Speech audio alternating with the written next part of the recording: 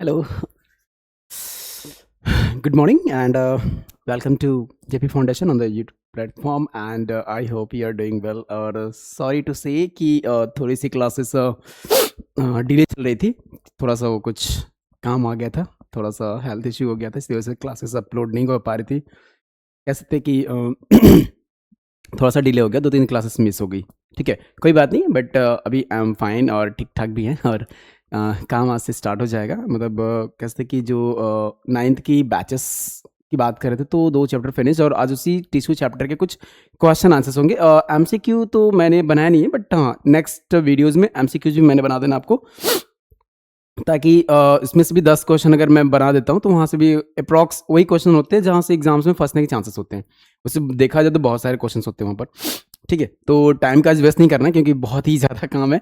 तो पहले देखते हैं थोड़ा सा आप सबके लिए, जिसमें उबाल हो ऐसा खून चाहिए, जीत के खातिर ऐसा जुनून चाहिए, ये आसमां भी आएगा ज़मीन पर, बस इरादों में ऐसी गूंज होनी चाहिए। बात तो सही है कि अगर जज्बात है, एक जुनून है, एक पागलपन है, तो हम लोग काम कर सकते हैं और करते भी हैं। बस थोड़ा सा इधर उधर हो जाता है, लेकिन हाँ अपने लक्ष्य से कभी पीछे नहीं हटना हमें। ठीक है, जो टारगेट बना के रखा है उस टारगेट पे पूरा काम करके ही आपको एकदम 100% काम करेंगे। ठीक है, तो चलिए चलते हैं पहले ही शुरुआत पे, कि अगर ये शुरुआत अच्छी रही हमारी तो कोशिश ये भी रहेगी हमारी कि यार आपको अच्छे नंबरों से पास कराया जाए। पहला ही क्वेश्चन है, आप देखिए अक्सर एग्जाम में क्वेश्चन किया जाता है कि व्हाट इज अ टिश्यू। ठीक है, what is tissue and describe और एक्सप्लेन द प्लांट टिश्यू और द एनिमल टिश्यू क्वेश्चन होता है। तो सबसे पहले तो बात आती है यार ये टिश्यू होती क्या है। तो हमारे पास दिमाग में तो यार टिश्यू क्या होता है, क्लस्टर ऑफ सेल्स। क्या है? Cluster of cells which are similar in structure and work together to perform the particular function. और जब मैंने आपको क्लास में बताया था ना, जब स्टार्ट हुई थी क्लास टिश्यू की, तो मैंने आपको इसके बारे में और भी डिटेल बताया हुआ रखा था। डिटेल का मतलब क्या है कि वहां टिश्यू की A to Z बारे में बात की गई थी। जैसे टिश्यू की डिस्कवरी किसने किया है, कौन से ब्रांच में इसकी स्टडी की जाती है। अगर ये क्वेश्चंस 2 नंबर 3 नंबर का दिया जाए तो आप उन सारे पॉइंट्स को भी मेंशन करिएगा, जैसे इसकी डिस्कवरी, इसका ब्रांच। ठीक है, तो इससे आपको क्या होगा, मार्क्स गेन करने में आसानी हो जाएगी। ठीक है, ये क्वेश्चन शॉर्ट में रखा है कि आप इजीएस्ट वे में समझ भी जाए। सीधे सीधे रखा है cluster of cells which are similar in structure and work together to perform the particular function. ठीक है, याद भी जाएगा आसानी से। चलिए अगला क्वेश्चन देखिए, what is the utility of the tissue in the multicellular organism. ये भी क्वेश्चन आते हैं एग्जाम्स में। देखिए आपके एनसीईआरटी के सारे पॉइंट्स इंसान चाहेगा कि आपको अच्छे से दिखा दे, बता दे, समझा दे। क्यों? क्योंकि अगर एक्स्ट्रा की बात करेंगे तो जब हम लोग एक्स्ट्रा करिकुलम में एक्टिविटीज में काम करेंगे तो वहां आपको मिल जाएगा, वहां मैं आपको करा दूंगा। लेकिन अभी फिलहाल में एग्जाम पॉइंट ऑफ व्यू है तो बेसिकली सारे स्कूल तो यही बात करता है एनसीईआरटी अटेम्प्ट होनी चाहिए, एनसीईआरटी बेस्ड होनी चाहिए। तो मैं उसी बात करूंगा पहले। तो देखिए अगर हम बात करें टिश्यू की मल्टीसेलुलर ऑर्गेनिज्म में, तो आपको पता है कि अगर जो यूनिसेलुलर होते हैं, यूनिसेलुलर, उनमें क्या होता है, 1 टाइप को होते हैं, 1 टाइप ऑफ सेल्स यूज बनते हैं वहां पर, बॉडी को बनाते हैं। लेकिन हम बात करते हैं जब मल्टी सेलुलर की, तो ये मल्टी सेलुलर क्या करते हैं वहां पर, ये काफी कॉम्प्लेक्स होते हैं। तो इनके कॉम्प्लेक्स की वजह से क्या होती है, यहां पर इनका यूजेस बहुत ज्यादा होता है। देखिए organism to provide structural and mechanical strength as well as allow to divisions of labors। ठीक है, जैसे हम बात कर ले वहां पर एक सिंपल टाइप्स ऑफ टिश्यू है। ठीक है, सिंपल टाइप्स ऑफ टिश्यू देखिए यहां पर हमारे पास पैरेन्काइमा, कोरेन्काइमा एंड स्केलेन्काइमा। ये आपको एक नॉर्मल क्वेश्चन के बेस पे ही है, लेकिन मैं इसको एग्जांपल में आपको बता सकता हूं कि ये कॉम्प्लेक्स टाइप का है। तो आपको कैसे दिख सकता है, भाई ये पैरेन्काइमा है, कोरेन्काइमा, स्केलेन्काइमा है, तो ये आपको दिख रहा है कि एक बॉडी है, तो कॉम्प्लेक्स तो ये भी है, मल्टीसेलुलर तो ये भी है, ये भी मल्टीसेलुलर। तो एग्जांपल को दिख रहा है ना कि यार ये अलग अलग काम करने वाले हैं। भाई ये कैसे हमारे पास होती है, तो लिविंग होती है, हर चीज लिविंग पाई जाएगी। ये कौन सा, देखो कुछ ना कुछ आपको मिलेगा, कुछ लिविंग कुछ डेड्स होती हैं, कुछ हमारे पास यहाँ पर देखिए तो पूरी टोटली डेड होती है। ये क्या है, अलग अलग परफॉर्मेंस होती है। तो आपको क्वेश्चन बेस्ड चाहे भी जैसे रहे, लेकिन एग्जाम्पलीफाइड आप अच्छे से करोगे, मतलब एग्जाम्पल्स काफी पॉइंट ऑफ व्यू से दोगे तो आपके लिए आसानी हो जाएगी। क्लियर? चलिए, where is apical meristem is found. अच्छा एक बात बताओ, जब मैंने आपको पढ़ाया हुआ था कि प्लांट टिश्यू,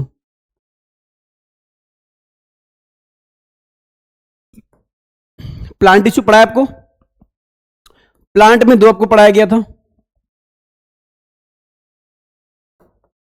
मेरिस्टेमेटिक पढ़ाया गया था और परमानेंट पढ़ाया गया था, पढ़ाया गया था ना। तो जब इस मेरिस्टेमेटिक को पढ़ाया गया तो आपको बताया गया था बच्चा कि इसमें एपिकल मेरिस्टेमेटिक पाया जाता है, इंटरकैलरी और लेटरल पाया जाता है। ये जब पढ़ाया गया है तो इसमें क्वेश्चन यही पूछा गया कि अरे यार ये जो एपिकल मेरिस्टेमेटिक टिश्यू है वो कहां पाया जाता है। तो आपको पहले से बता रखा है ना कि यार ये तो जितना भी root apex shoot apex region है वहीं पाया जाता है। तो आपको देखो यहां पर क्या लिखा गया है, typically found at tip of the shoot and root of the plant.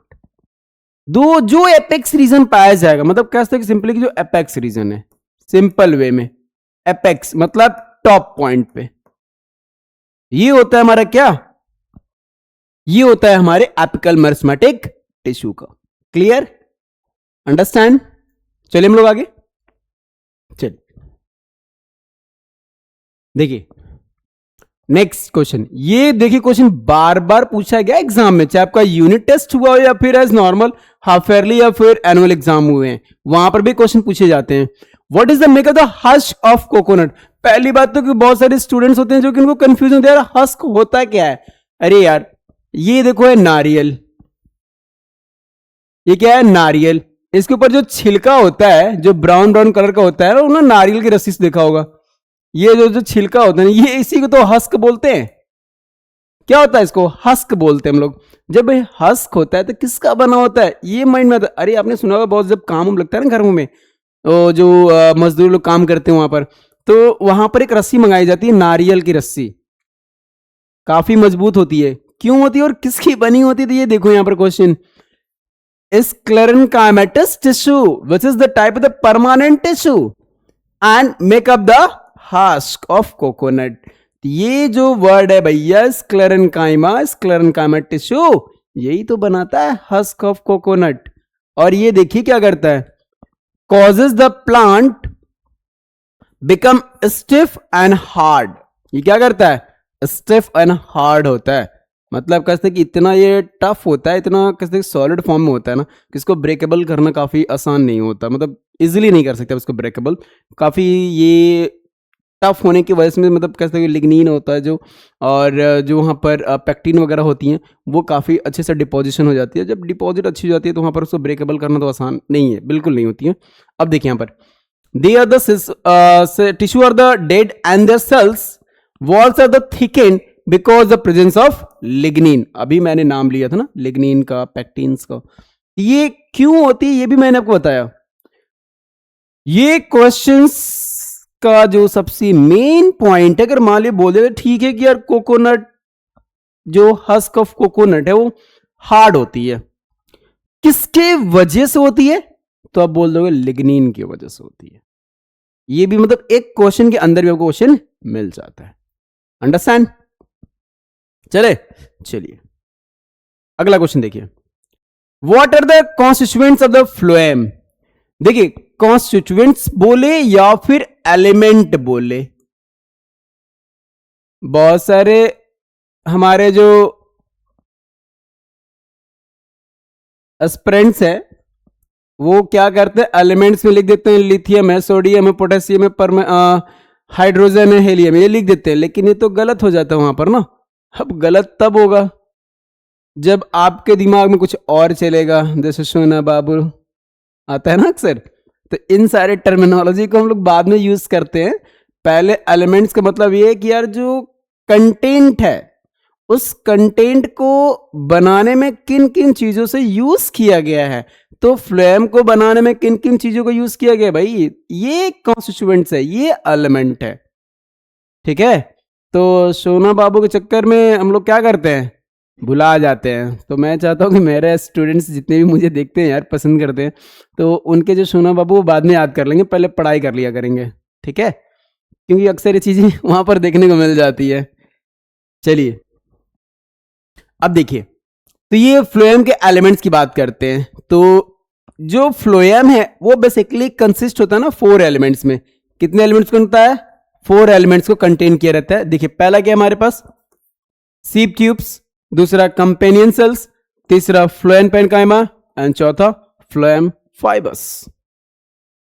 ठीक है, ये 4 नंबर ऑफ एलिमेंट्स को आप अच्छे से रिमाइंड कर लीजिएगा, अच्छे से पढ़ लीजिएगा। ठीक है, अगला क्वेश्चन देखिएगा, name the tissue responsible for the movement of our body. कौन सी टिश्यू है जो हमें मूवमेंट करने में हेल्प करती है। तो भाई ये देख लो यहां पर, एक तो हमारे पास मस्कुलर टिश्यू, दूसरी हमारी नर्वस टिश्यू होती है। मस्कुलैरिटी होती है ना, अच्छी लगती है भाई, अगर बॉडी फिट फाट हो, हिट हो, मस्त हो, मस्कुलर हो तो देखने में काफी स्मार्ट लगता है, काफी गुड लुकिंग, काफी हैंडसम लगता है। ठीक है, और वही हमारी बॉडी अच्छे से पोस्चर लैंग्वेज, बॉडी लैंग्वेज अच्छी हो तो ड्यू टू हमारे नर्वस सिस्टम होती है। क्योंकि अगर हमारा जो माइंड ब्रेन है, जो हमारी जो कहते हैं कंट्रोल कोऑर्डिनेशन है, तो नर्वस सिस्टम के थ्रू होता है ना। तो इन दोनों की वजह से हम लोग कहते हैं कि हमारे पास अच्छी परफॉर्मेंस होती है। तो इन दोनों के भी काफी इंपॉर्टेंट रोल होते हैं। अंडरस्टूड, बढ़े आगे, नेक्स्ट क्वेश्चन देखिए, what does a neurons look like. Neurons कैसा दिखता है हमें भाई, कैसा दिखता है न्यूरॉन्स। तो neurons is a nerve cell consisting the cells body with a nucleus and cytoplasm from which long and thin hair-like structures emerges. ठीक है, every neurons has one elongated part known as axons and several short and small branched structures known as the dendrites. A single neuron can be the meters of the long. अब आपको पता है कि हम लोगों ने कुछ इस तरीके से बना रखा है, पहले से जान रखा है, तो भाई चलो ठीक है, जानते तो हैं ना हम लोग। ये हो गया हमारे पास, ऐसे ऐसे बनाते हैं ना हम लोग, फिर यहां पर कुछ ऐसे ऐसे होता है अभी। ठीक है, तो चीजों को अगर आप रफली स्केच करना समझ गया ना तो आप अच्छे से बना लेंगे वहां पे। और जब आप ट्राई नहीं करते, और आजकल तो एक होता है कि यार स्टूडेंट बनाना नहीं चाहते हैं, और आपको पता है कि एग्जाम में सबसे खास बात क्या होता है, बायोलॉजी के सेक्शन में अगर आप रफ स्केच करके भी आ रहे हैं ना तो भी आपको 1-2 नंबर मिल जाते हैं। तो एक छोटा सा लल्लू सा डायग्राम बनाने में क्या ही जाता है, तो थोड़ा सा प्रैक्टिस करने में क्या जाता है, थोड़ा सा प्रैक्टिस कर लीजिए, बाकी तो आपको मजे ही मजे हैं। ठीक है, चलिए अगला क्वेश्चन देखिए, give the 3 features of the cardiac muscles. Cardiac muscles जो भाई हार्ट की बात कर रहा हो, देखिए परफॉर्म द, पहला देखिए they are the cylindricals in shape. इसका शेप कैसा होता है, सिलेंड्रिकल होता है। स्ट्राइटेड मसल्स फाइबर्स, इसमें जो मसल्स होते हैं स्ट्राइटेड्स होती हैं, and they are the uninucleated and branched. These muscles are involuntary in natures. देखिए ये वर्ड सबसे best and suitable for the cardiac muscles because of the cardiac muscles are act as involuntary muscles because and due to they worked not according to our will. ठीक है, and they don't work according to will, मतलब कैसे कि हमारे will के according, मतलब इच्छा के अनुसार काम नहीं करता, सीधी सीधी बात कर रहे हैं। तो जो चीजें हमारे विल के अकॉर्डिंग काम नहीं करता उसको क्या बोलते हैं हम लोग, इनवॉलेंट्री मसल्स। और जो विल के अकॉर्डिंग काम करे उसे कमेंट सेक्शन में बताइएगा आप लोग, ये आपके लिए रहेगा। ठीक है, सब कुछ मैं नहीं बताऊंगा अभी।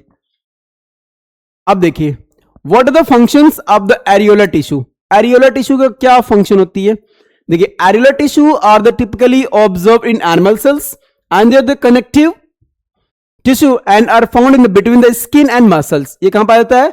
स्किन और मसल्स के बीच में पाया जाता है। They are also located around the blood vessels and nerves and they are present in the bone marrow. ठीक है, the space inside the organs is filled with these tissues, मतलब ऑर्गन्स के अंदर जो स्पेस होता है ना वो इसी से भरा होता है, एरियुलर टिश्यूज भरा होता है। And they support the delicate internal organs and assist tissues repair in case of the damage. ठीक है, तो जो चीज अगर खराब होती है उसको डैमेज से बचाने के लिए क्या करते हैं? इसको यूज करते हैं। क्लियर है? चलिए अगला क्वेश्चन देखिए। डिफाइन द टर्म टिश्यू, किसने दिया था भाई? ये तो वही आ गया। अच्छा ठीक है, ये क्वेश्चन देखिए। परफॉर्म, ठीक है, ये तो मैंने आपको बता दिया था पहले से। इसको देखते हैं। अगर जाइलम टिश्यू के कॉन्स्टिट्यूशन की बात करते हैं तो जैसे फ्लोएम का था वैसे जाइलम का भी होता है। देखिए vessels, tracheids, xylem fibres, xylem parenchyma. ठीक है, तो ये भी वहां पर क्या लिखेंगे आप लोग? एलिमेंट लिख दीजिएगा। ठीक है, जाइलम के भी एलिमेंट, अगर कॉन्स्टिट्यूएंट्स लिख दीजिए तो ठीक है, नहीं तो एलिमेंट भी लिख सकते हैं आप। अब how are the simple tissue different from the complex tissue in the plant?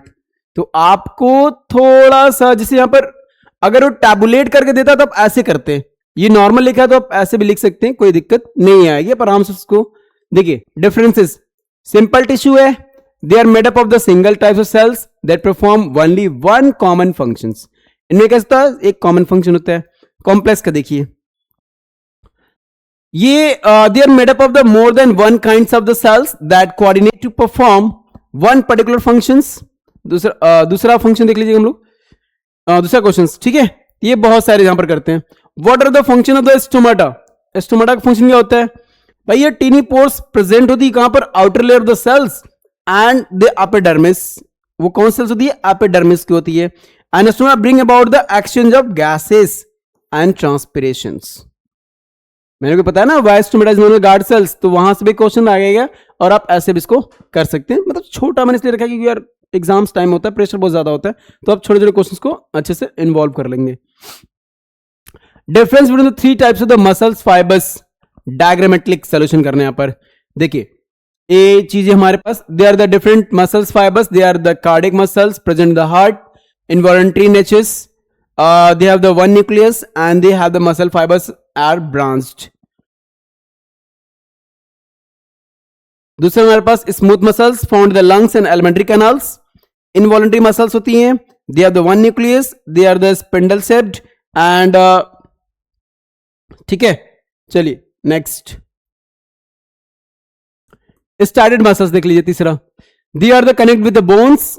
Voluntary muscles, they are long and cylindrical muscle fibers and they possess the nuclei and the started muscles are the unbranched. तो अगर questions दे रहा है तो आप बहुत short में लिखने की कोशिश किया करिएगा, क्योंकि आपके पास अगर टाइम कम है, से जहां पर 3 घंटे का पेपर आपके पास 2.5 घंटे 2 घंटे मिले तो क्वेश्चन बहुत लेंदी होते हैं, तो आप शॉर्ट में बट सटीक लिखिएगा। ठीक है, अब देखिए, what is the specific function of the cardiac muscles? Cardiac muscle का स्पेशल फंक्शन क्या होता है? Are branched and cylindricals, they are the uninucleated and involuntary muscles in nature and muscles bring about the rhythmic contractions and relaxation throughout the one's lifetime. ये इसका special function होता है, contraction and relaxation का। आपको पता है कि uninucleate तो होता है, ये बात सही है, हमारे पास कर रहा है, सिलेंड्रिकल भी होता है, तो सही है चीजें, लेकिन बट मेन हमारे पास वही पॉइंट थे। डिफरेंस देखिएगा, देखिए यहां पर डिफरेंस मैंने बना रखा है यहां पर।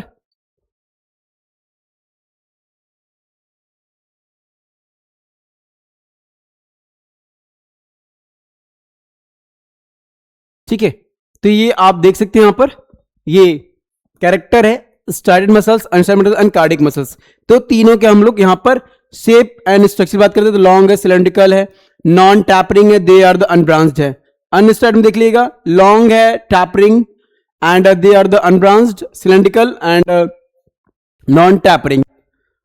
इस वाले में location in body, hand, legs and skeletal muscles, wall of the stomach, intestine, ureter and bronchi and heart। 2 point तो काफी इनफ हमारे पास, क्योंकि एग्जाम्स में इसके हिसाब से ही क्वेश्चंस दिए जाते हैं।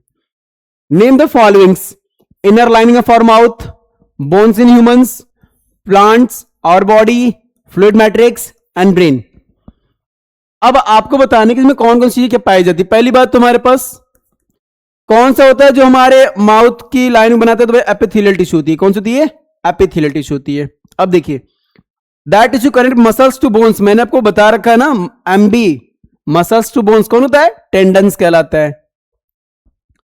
ट्रांसपोर्ट फूड, फ्लोएम होता है भाई, फ्लोएम देख लीजिए, जो फूड को ट्रांसपोर्ट करने में हेल्प करता है। Tissue that store the fat, adipose tissue, नाम से तो चल जा रहा है भाई, फैटी टिश्यू मतलब एडिपोज टिश्यू की बात कर रहा है वो, ठीक है। और connective tissue with fluid matrix, blood, fluid connective tissue बोलते हैं ना इसको हम लोग। Present the brain sorry, nervous tissue, brain का होता है, नर्वस टिश्यू होता है। Identify the types of the tissue in the following, देखिए कौन कौन सी चीज में कहां पर आता है। पहले स्किन में कौन होता है? स्टेडिफाइड स्क्वेमस एपिथेलियल टिश्यू, ठीक है। बार्क ऑफ ट्री में कौन होता है? प्रोडक्टिव टिश्यू एंड कॉर्क होती है। बोन्स में कनेक्टिव टिश्यू होती है। Lining of kidney of tubules में क्यूबाइडल एपिथेलियल टिश्यू होती है। एंड वास्कुलर बंडल में conducting tissue, xylem and phloem and complex permanent tissue होती है।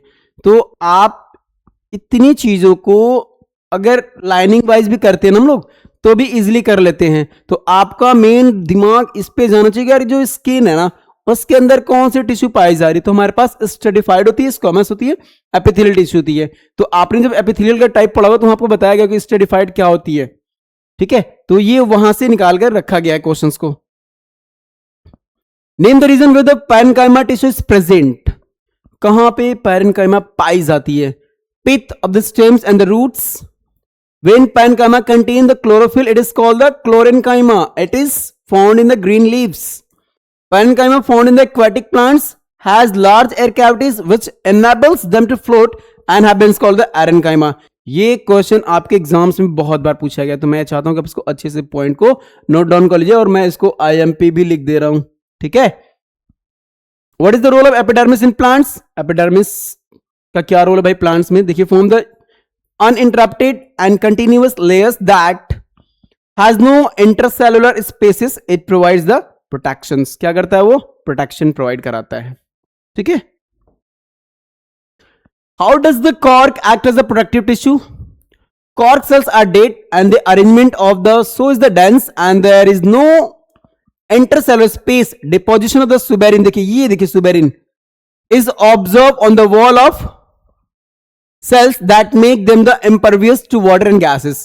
ये देखिए जो सुबेरिन होता है ना, वो कॉर्क मतलब जो जहां पर कॉर्क रीजन हुआ, जहां पर एकदम कॉर्क में पाई जाती है, और ये सबसे किस तरह की सॉलिड फॉर्म बनाती है। और आपने देखा जो टफेस्ट रीजन होती है ना प्लांट में, तो जो गांठ वाली रीजन आती है वहीं पे पाई जाती है, तो ये सुबेरिन की वजह से होती है। और ये क्या होता है? ये इम्परवियस होती है वाटर एंड गैसेस के लिए। चलिए, तो आज हम लोगों ने total first chapter and total second chapter finish कर लिया है। और अब जो हम लोग की क्लासेस होगी वो फूड इंप्रूवमेंट रिसोर्सेज की होगी, ठीक है।